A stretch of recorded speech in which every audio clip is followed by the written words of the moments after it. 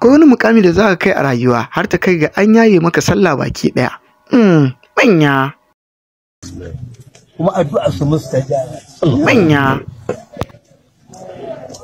Su ne Allah ya shafe mu sallah. Manya.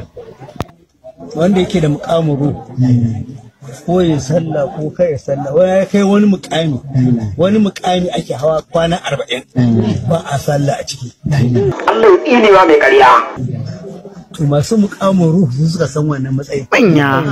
Duk wanda ya hawa mukamin ruhu sai ya kun 40 cip bai sallah asuba azhar la'asar magariba.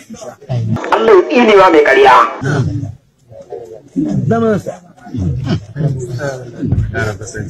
ba mai cewa kuma yi fito yi halarar ce haka mukamin an shiga wannan mukamin sai an bar sallah kwana 40 sai kuma ka ci gaba da Allah ya tsinewa mai ƙarya. wani littafi da ake cewa a bada latu wani littafi ne na sufaye babu shi ba sun kunda an shi wa jibin ma shi kan shi wa alharar ba za a samu wani littafin ba da latu a ba da latu amma a kan shi wa jibin ma akwai a kayan gidan mu akwai ni ma a kayana akwai a ba da latu